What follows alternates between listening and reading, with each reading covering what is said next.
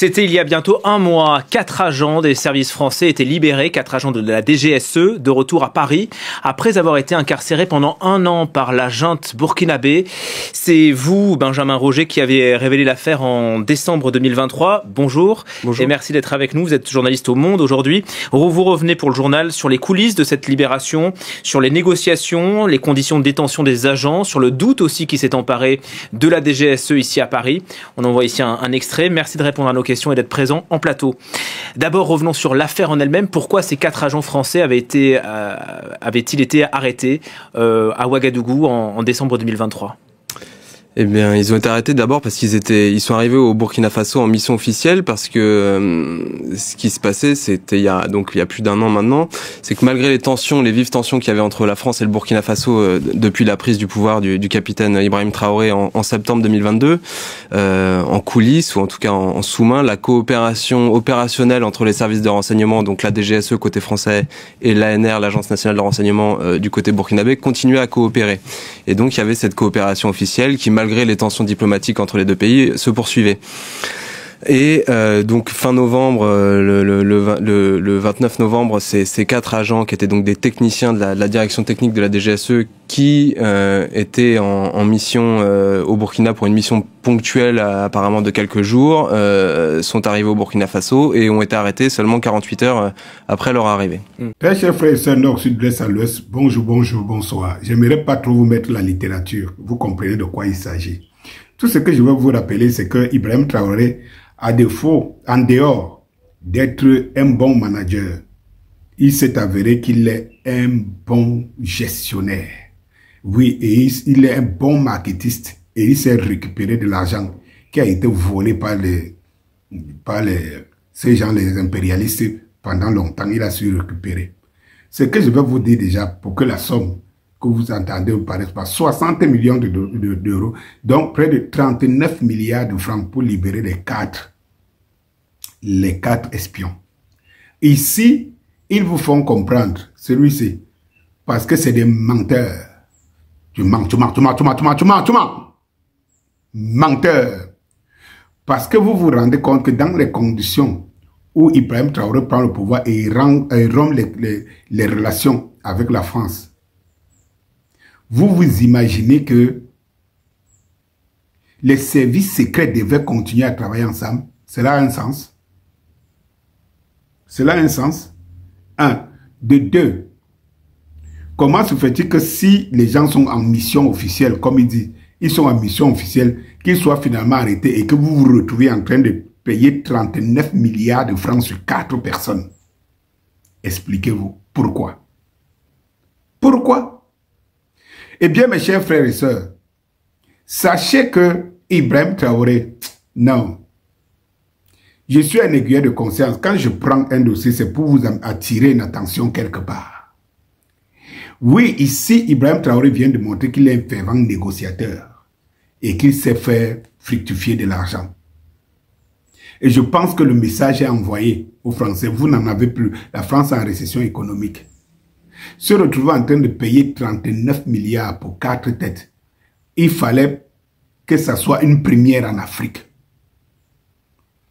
Une première en Afrique, que c'est l'Occident, que c'est l'impérialisme qui soit en train de payer autant d'argent à un État pour libérer 4 de ces individus.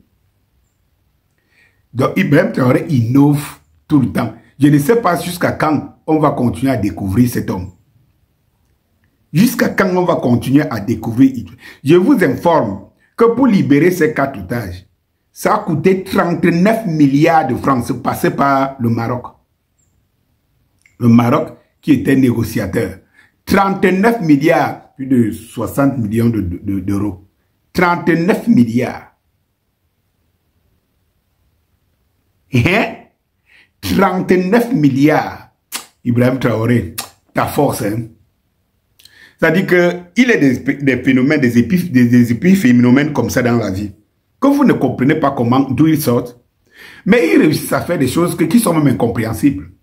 Quand vous prenez Ibrahim Traoré, vous prenez quelqu'un comme Eto'o au Cameroun, comme Samuel Eto'o, c'est la même chose. C'est-à-dire qu'il y a des choses qu'ils arrivent à faire des actes qu'ils arrivent à poser, des résultats qu'ils arrivent à engranger, et vous vous dites, qui d'autre pouvait le faire que? Qui d'autre pouvait réussir à ça?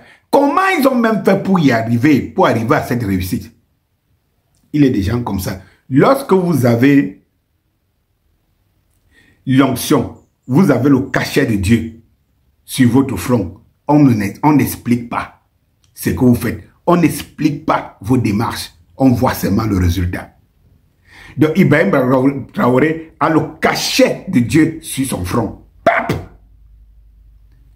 Vous ne comprenez pas comment il y arrive. 39 milliards, les gars. Et comme je sais comment il sait utiliser l'argent, il sait mettre l'argent en valeur. Pas de corruption, pas de... Non, non, non, non, non, non, non, non, non. 39 milliards, dès qu'il investit ça, vous voyez les investissements de 39 milliards. Pas de surfacturation. Non, Ibrahim Traoré, salue-moi ici. Salue-moi. Merci. Merci. Merci.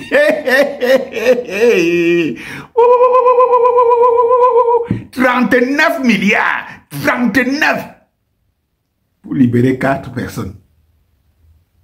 Et vous comprenez que les Français attachent une importance. Parce que moi, je connais des otages français qui ont fait les 10 ans quelque part, hein, et tout, même ici en Afrique. Hein. Pourquoi les Français arrivent à payer 39 milliards pour 4 personnes qui étaient en voyage officiel? Vous pouvez imaginer.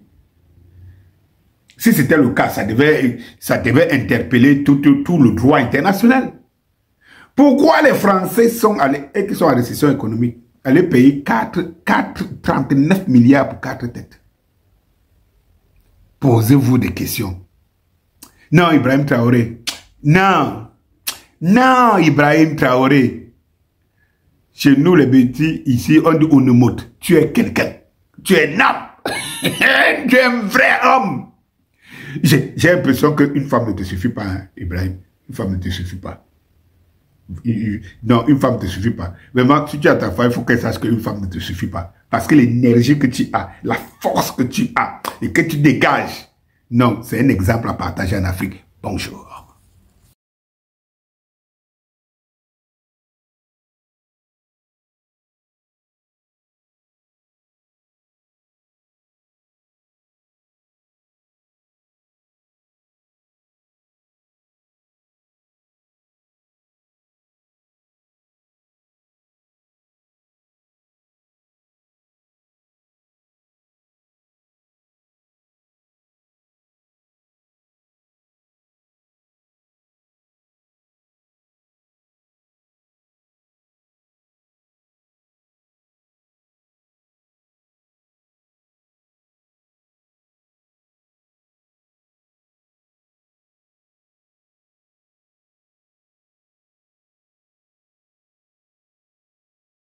Pardonner à son ennemi n'est pas synonyme de faiblesse. Le pardon libère. Je dis merci à Julie qui n'a pas hésité de m'accompagner dans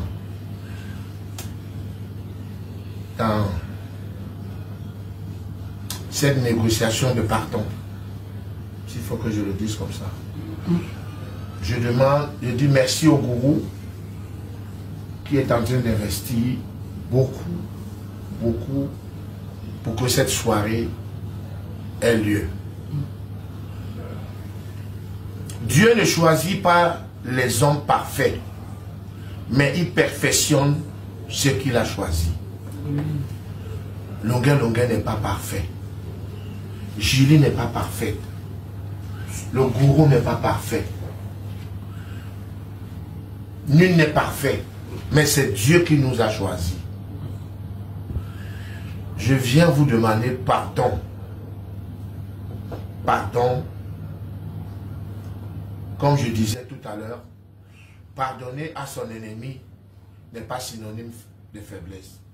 Je demande pardon à tous mes frères Sawa, à tous mes frères Bassa, tous mes frères Yabassi, tous mes frères quoi. moi-même étant un quoi, je m'amusais, comme ça faisait rire. Je ne savais pas que à la diaspora, ça devait choquer. Moi, je faisais pour faire le buzz. Coupez! Coupez! Coupez!